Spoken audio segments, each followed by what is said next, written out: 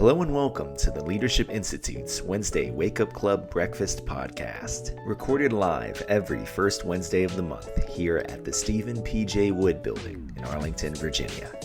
Our first guest is none other than Vice President Mike Pence. Vice President Pence gave this speech in March 2006 while he was still a representative of Indiana's 6th Congressional District. So get some cream cheese on your bagel and take a sip of your coffee, because you're listening to the Wednesday Wake Up Club Breakfast Podcast.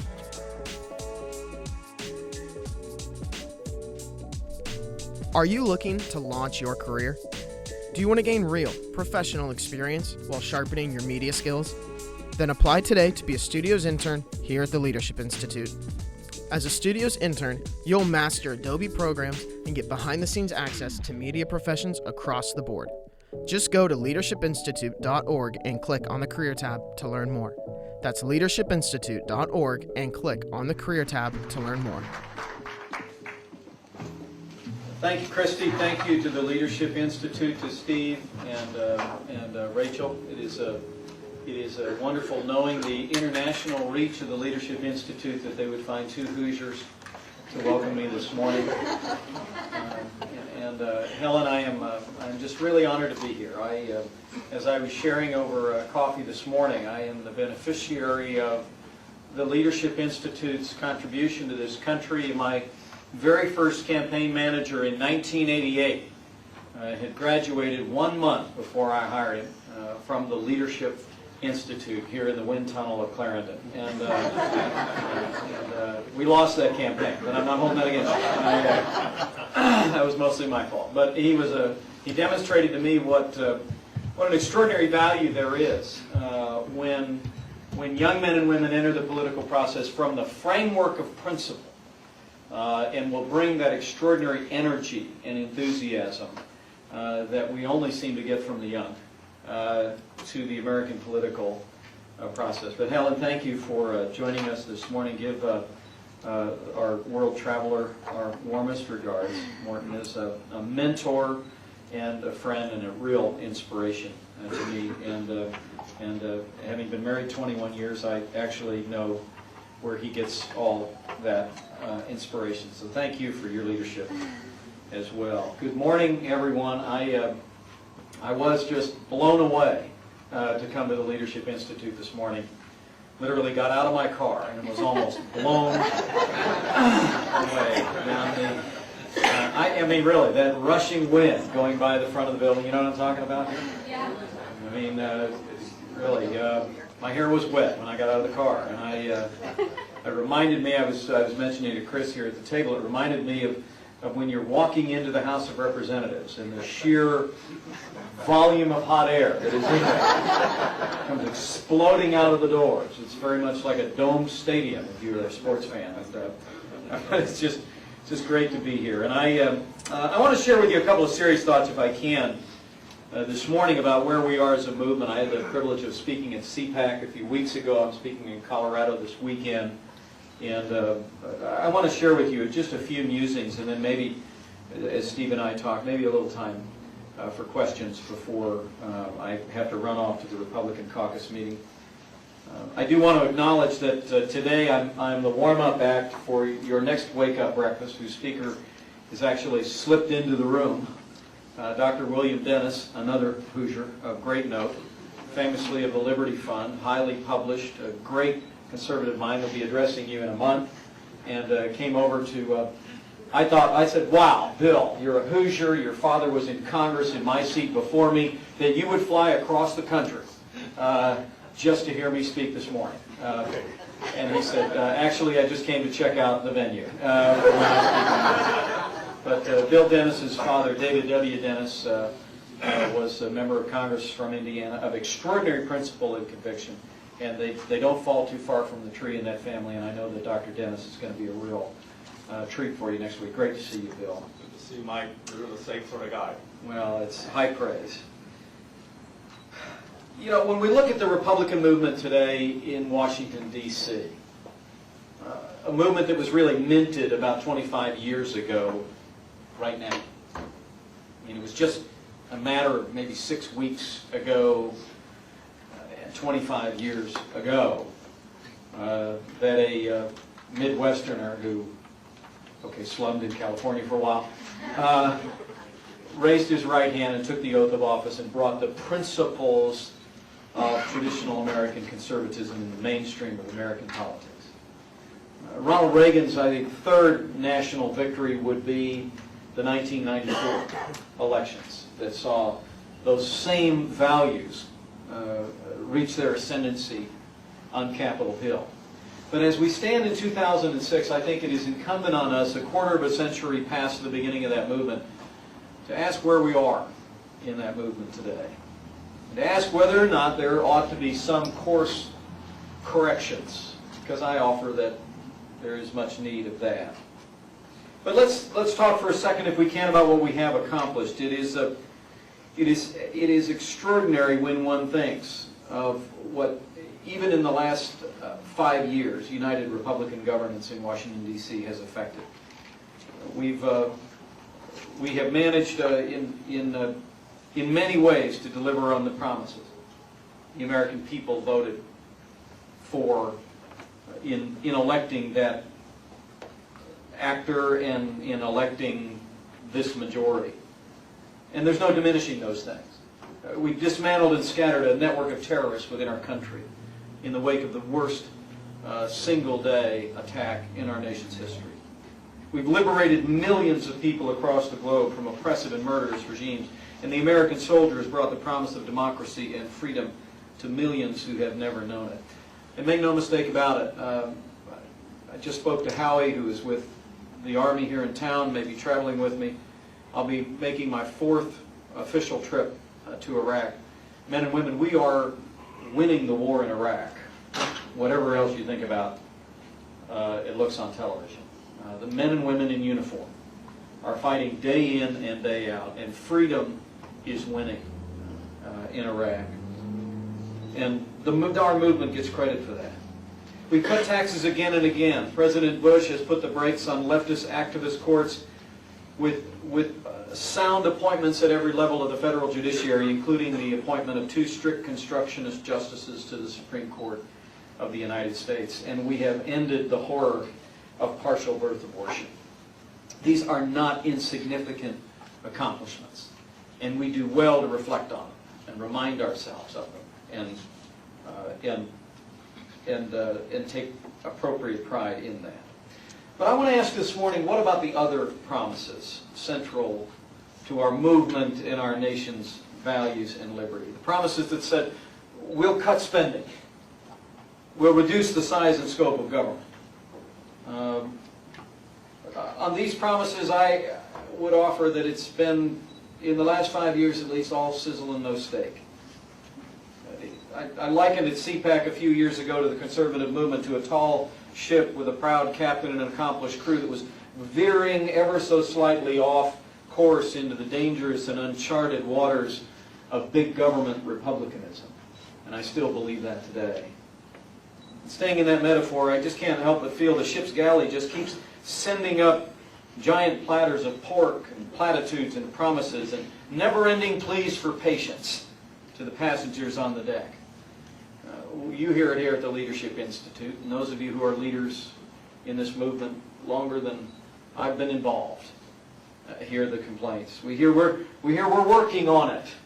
We're told we can't do it without a majority. When we see the fact that even though this Congress has spent more than twice what even this administration has requested for in each of the last 5 years, more than $380 billion more than the President has requested to be spent, we're being told, hang on, we'll get to that. One of my mentors, former Majority Leader Dick Armey, probably said it best in his last year in Congress. He said, quote, "We do the things we ought not do so we can be reelected to do the things we ought to do but never get around to." I want to say this morning from my heart, we are not, as a party, bereft of ideas, we are bereft of will. The will to even consider taking on the challenges of an $8 trillion national debt. And the real scandal in Washington, D.C., which is runaway federal spending with hard choices and hard decisions that derive from a conservative heart. Whether it's called compassionate conservatism or big government republicanism, I say with conviction, after years of record increases in federal spending, more government is now the accepted Republican philosophy in Washington, D.C. Men and women, we are in danger of becoming the party of big government.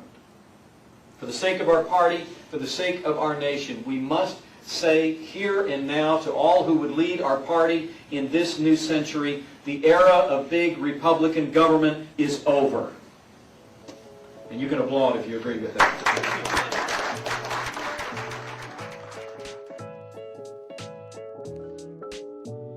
Are you interested in running for office? Want to work on a campaign? At the Leadership Institute, it is our mission to increase the effectiveness of conservative activists and leaders in the public policy process. We offer over 40 different trainings, including campaign management school, on-camera TV trainings, and writing workshops. If you want to make a difference in public policy, visit leadershipinstitute.org. That's leadershipinstitute.org.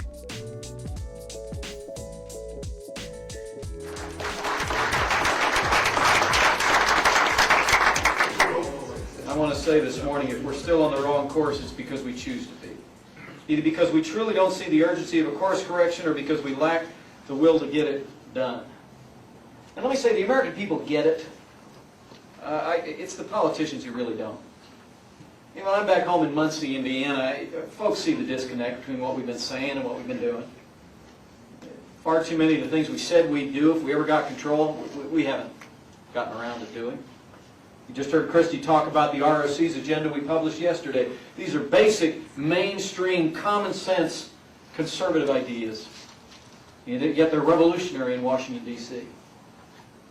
Not just making tax cuts permanent, but tax simplification in the form of either the fair tax or the Army shall be flat tax. These are common sense, mainstream ideas at home, but they're radical in Washington, D.C. Passing a constitutional amendment that says that marriage is defined forever as the union between a man and a woman. That's a mainstream idea in Muncie, Indiana, but in Washington, D.C., it's, oh, don't bring that up. People get it. And also, there's no escaping the fact that some of the things we have done look more like the work of a Democratic Congress. I mean, since I arrived in Washington, D.C., that we've seen the creation of the first new entitlement in 40 years. We've seen more than a 50% increase in the Federal Department of Education and national testing in the 4th and 8th grades. Of the like that a Republican majority rejected from President Clinton time and time again in the 1990s, we embraced in No Child Left Behind. Record deficits and an $8 trillion national debt. Not to mention a pork barrel culture that saw more than 15,000 earmarks in the last Congress alone, including public funding for the indoor rainforest in Iowa, a weather center for Punxsutawney Phil, the groundhog, in Pennsylvania, and of course the bridge to nowhere. Our ship is running out of fuel, our crew is running out of patience, and men and women, we're running out of time. Every day, I would submit, we sail further into the dangerous waters of big government republicanism. We run the risk of finding ourselves someday shipwrecked on the road to serfdom. If we have to look over our shoulder to see the shining city on the hill, we are sailing the wrong way.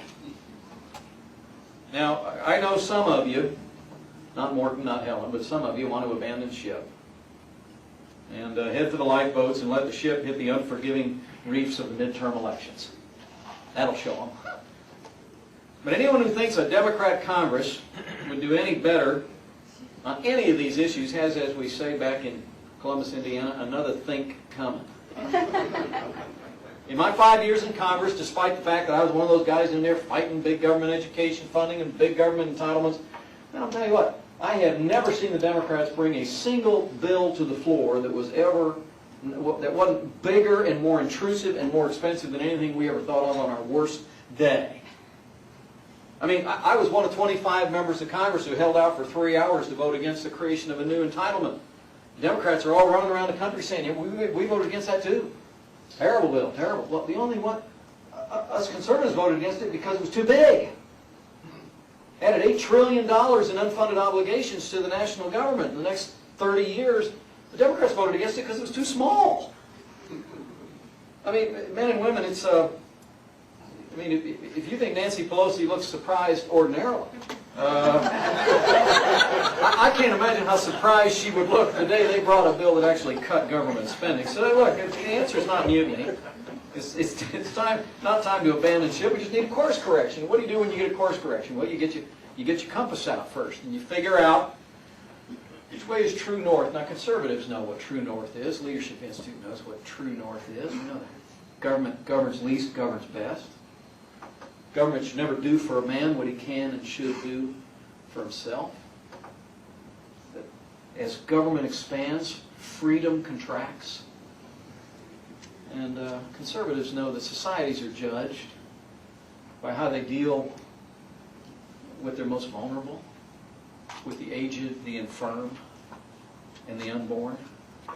I mean, we can look at the compass, we know what's true, but it's not enough just to know what's true and talk about it at rallies and think tanks. It's time to put it into practice. Therefore, I say we come to another time for choosing.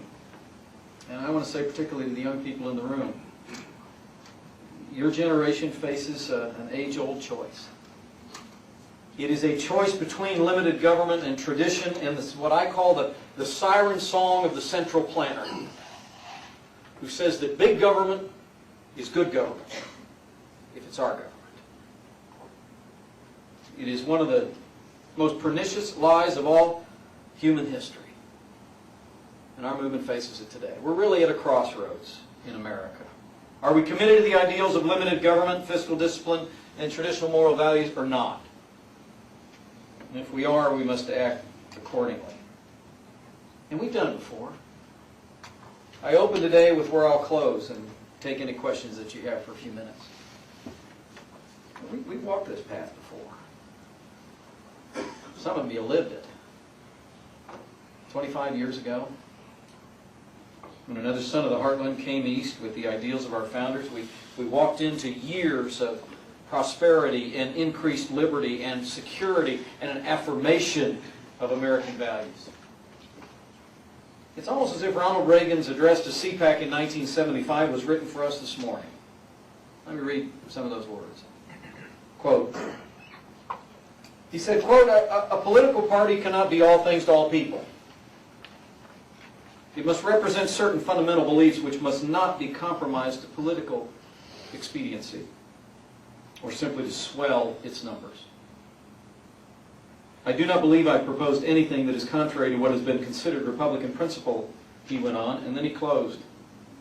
It is at the same time the very basis of conservatism of which I speak.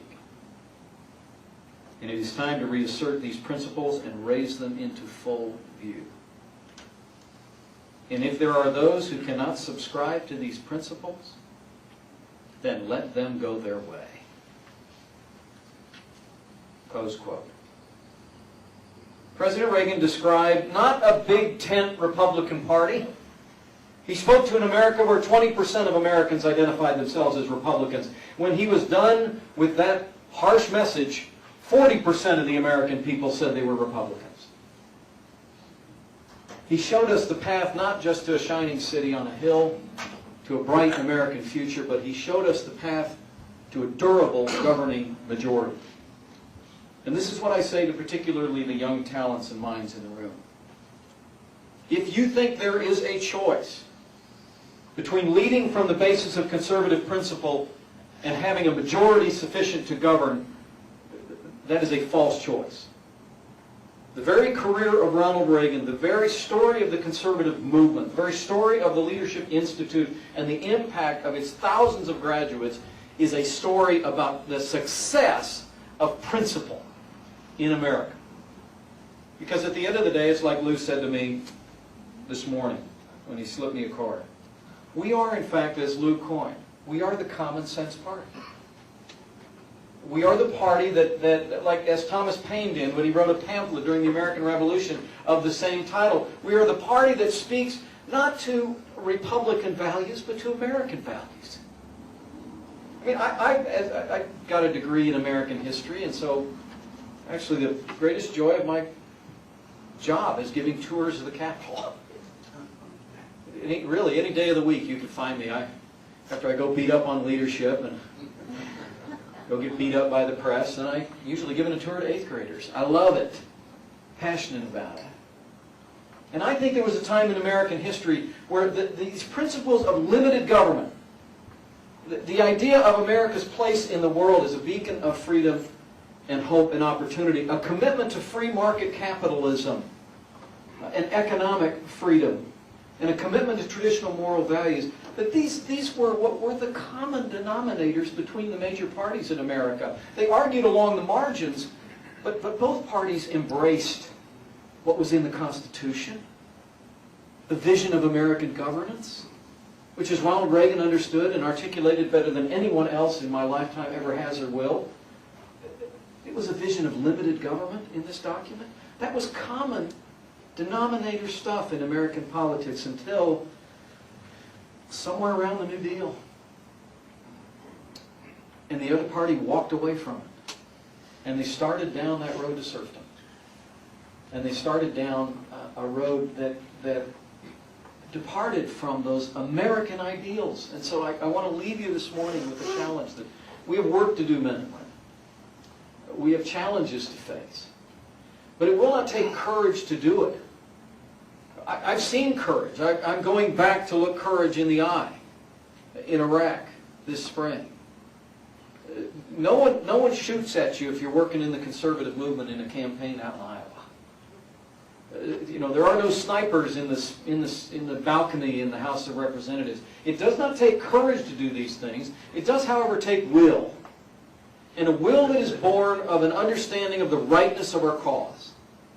And also born of the understanding that we are the repository of the truly American ideals.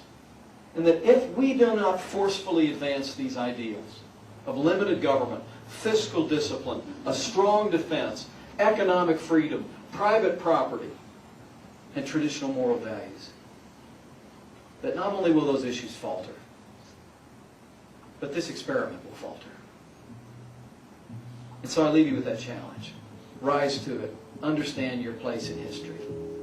And thank you very much for the opportunity. Thanks for listening to the Wednesday Wake Up Club Breakfast Podcast. If you enjoyed this episode, remember to share and subscribe wherever you listen to this podcast. To listen to more breakfasts, head over to the Leadership Institute YouTube channel. And to see who our next WWCB speaker is, visit our website at leadershipinstitute.org. The Wednesday Wake Up Club Breakfast Podcast is produced and edited by Alexander Chang, with support from Tiffany Roberts and Jared Cummings. Advertisements by Alexander Chang and Christopher Olson. Executive produced by David Fenner and Morton Blackwell.